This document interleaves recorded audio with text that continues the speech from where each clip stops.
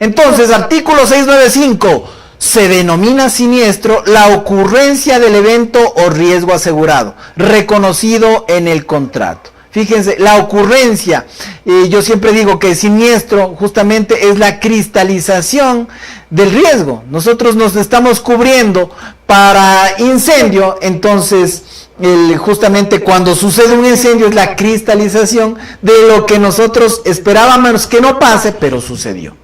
Entonces el artículo 695, bueno, no nos quedamos mucho en ese tema porque está muy claro el asunto, simplemente dice o lo define al siniestro. Así que vamos adelante, habrán artículos que los vamos a pasar rápido porque queremos tratar de avanzar la mayor cantidad posible de articulados, sobre todo los más interesantes, los más importantes. El 696, por ejemplo, dice el contrato de seguros es consensual. Lo vimos anteriormente cuando hablábamos de las características del contrato de seguros.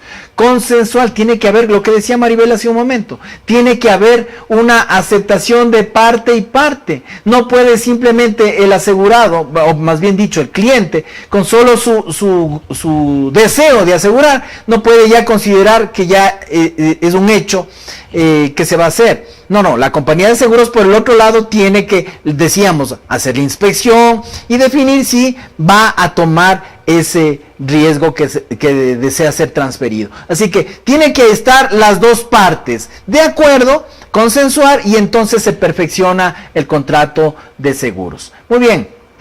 Dice también, los elementos esenciales y estipulaciones del contrato se podrán acreditar por cualquier medio de prueba regulado. Lo que comentaba Maribel hace un momento, bajo ningún concepto podrá alegarse como aceptación tácita del asegurado su falta de pronunciamiento. Por supuesto que sí, lo que acabamos de mencionar.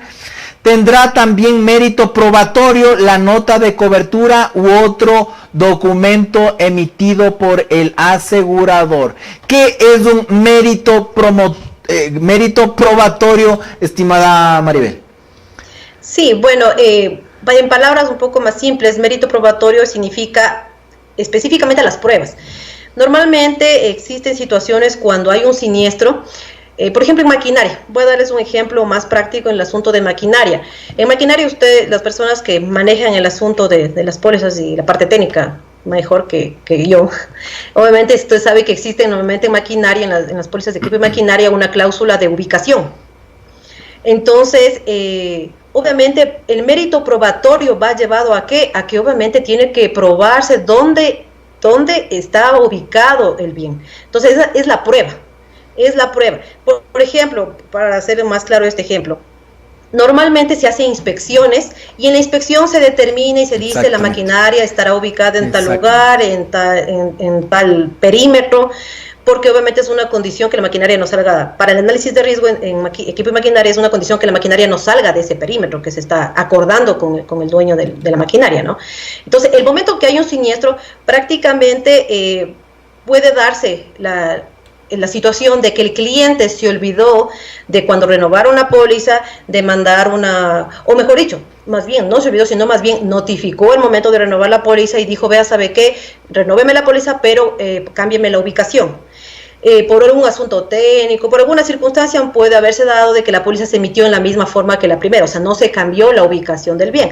Entonces, el momento de un siniestro, obviamente, el momento de que el ejecutivo de siniestros verifica las condiciones de la póliza, va a verificar si el siniestro ocurrió o no dentro del perímetro que consta en la póliza.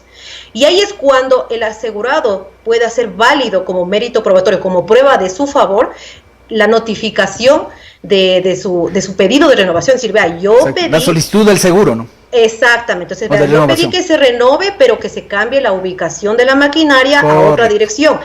Pese a que no esté en la póliza. Obviamente la póliza es ley para las partes, sin embargo pueden haber este tipo de pequeños desfases, que no es que suceda muy a menudo, pero ahí se refiere a que puede darse mérito probatorio, es decir, considerarse como prueba otro tipo de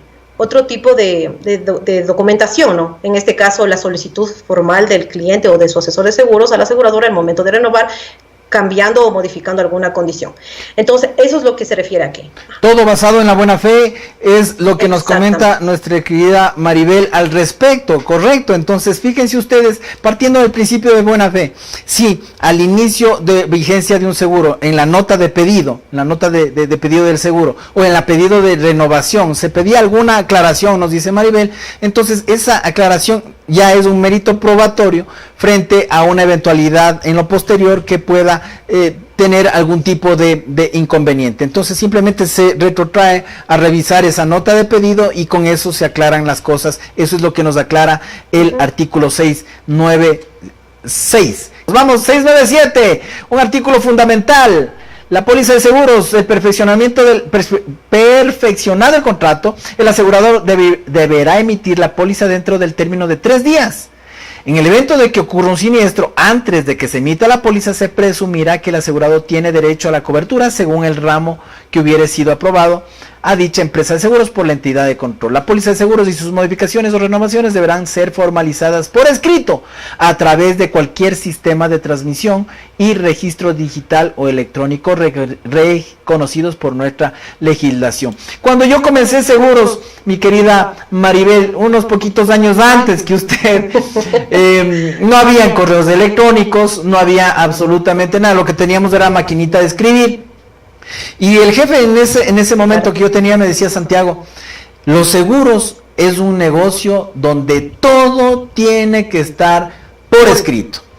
Entonces me acuerdo que decía, si no hay maquinita de escribir, tiene que coger una cartita, papelito, lápiz, esfero y póngase a hacer su reporte de siniestros y cualquier cosa, cualquier documento que el asegurado quiera indicarnos o expresarnos tiene que hacerse por escrito. De igual manera, de ambos lados, si la compañía de seguros quería indicar cualquier situación, necesitamos un documento, necesitamos esto, o vamos a pronunciarnos ya de determinada manera, teníamos que hacerlo por escrito. Tan importante, ahora vemos que en este artículo 697 dice, de acuerdo a los registros actuales, ¿no? Ya se abre un poco el abanico al tema digital, Maribel. Sí, efectivamente, este artículo va un poco a un siguiente paso, ¿no? Lo que refiere este artículo es el siguiente paso, o sea, el cliente y la aseguradora ya me está cotizando, ya analizó el riesgo, ya con la aseguradora quedamos por correo, mediante cotizaciones o por escrito, de que efectivamente estoy interesado en que me emita la póliza, estoy interesado en que me emita con tales condiciones, con tales coberturas, y la aseguradora está de acuerdo. Entonces, ¿qué es el paso siguiente? Al ser la póliza de seguro, al ser el seguro configurarse mediante contrato, hacer contrato implica que tenemos que formalizarlo por escrito. En este caso, bueno, el artículo lo dice en su primera parte por escrito, que lo normal que hasta ahora se maneja en la mayor parte es que se imprime, las dos partes verifican que esté tal cual como acordaron, como les cotizaron, etcétera, etcétera, y firman las dos partes, aseguradora y asegurado. Correcto. En este caso, obviamente, el mundo cambia. El mundo es cambiante, la tecnología y las circunstancias, como por ejemplo la circunstancia actual, nos obliga a actualizarnos aún más, ¿no? Correcto. Hoy por hoy, obviamente, tenemos la Ley de Comercio Electrónico que permite la suscripción de contratos vía firma electrónica. Correcto. Ya la mayor parte de las instituciones hoy por la situación de emergencia la están aplicando, y es así que inclusive está aprobado por el ente de control que se puedan emitir pólizas mediante, suscribir, más dicho, pólizas mediante firma electrónica. Entonces, como decíamos anteriormente, obviamente las normativas se van regulando y se van acoplando a la realidad del país, a la realidad del mundo. Entonces, tienen total validez, ya sea firma física como firma electrónica. Lo importante es que esté firmado. Correcto. ¿Por qué? Porque esa es la aceptación de parte y parte de lo que yo te ofrezco versus de lo que tú me aceptaste. Esto, créanme que es, como dicen, regla básica dentro del mundo de seguros, porque el momento que existe un siniestro, cuentas claras conservan amistades y indemnizaciones rápidas y sencillas. ¿Por qué? Porque obviamente ahí viene un poco el desfase cuando no se ha podido consolidar, digamos, esa aceptación. Por eso es importantísimo siempre estar claros de lo que vamos a firmar. El cliente tiene la potestad de consultarlo, ya sea con el ejecutivo comercial de la compañía de seguros directamente, ya sea con su asesor de seguros, todo aquello que tal vez por algún término o la naturaleza no lo tenga claro, ¿no? Pero es importante que suscriba como aceptación de lo que está contratando la póliza. Correcto. Fantástico, Maribel, muchas gracias. Las características del contrato de seguros es formal.